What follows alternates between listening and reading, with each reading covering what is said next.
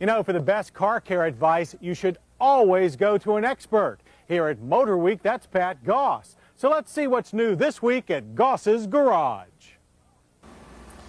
John, power sliding sunroofs have become a very popular option on cars. But where there's a sunroof, there's bound to be a leak sooner or later. And many technicians and do-it-yourselfers alike, they go for the wrong part of the sunroof when they try to fix that leak. They always seem to start with this gasket around the glass, thinking that, well, that seals all the water out. That's not the way it works. Some water naturally goes past this gasket. It collects in channels on either side of the sunroof, and at both ends of both of those channels are drain tubes. Now, if one of those drain tubes gets clogged up, the water builds up to such a level in these channels that it spills over to the inside of the car, and you have a sunroof leak. So, if your sunroof leaks, before you do anything else, clean the drain tubes at each corner of the sunroof. Now, how would you do that? Well, first is how you wouldn't do it.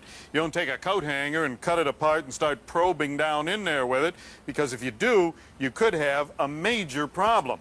You see, on each one of these, there is a drain tube, and it's connected to the sunroof by means of a little hose, and in most cases, they're not clamped.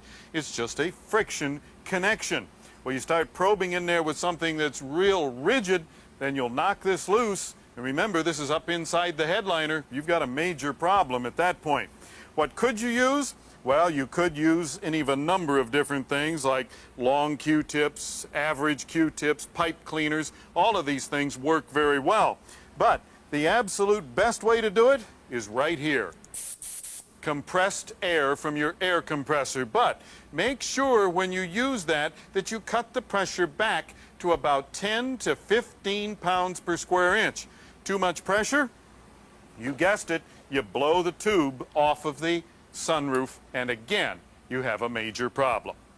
All right, now another complaint that we hear about a lot of cars, people put stereos in them, the stereos don't sound right, there's too much road noise, the tires make noise, all of these different things. Well, there are a number of acoustical products that are on the market that are ideal for cutting down noise inside the car. Now, these are in different thicknesses, different shapes, and so on. They can be used inside the doors, above the headliner, in the trunk, all sorts of places. There are also sprays, such as we have here, and that spray we used on these two identical doors to deaden the sound. Now, here's one without sound deadening on it. Sounds pretty tinny.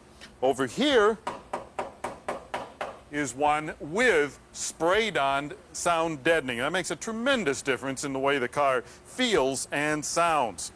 Now over here we have something that's a little bit different. This goes under the carpeting in the car, cuts down on noise. It keeps some of the heat from coming up into the car as well. It's very easy to install, just takes simple tools. Pull the carpeting back, cut it to fit, put it in place, roll it down, and it's amazing the difference, both in heat and noise and the way the car feels. And if you have a question or if you have a comment, write to me. If I use your letter, I'll send you a Motor Week t-shirt. The address is Motor Week, Owings Mills, Maryland, 21117.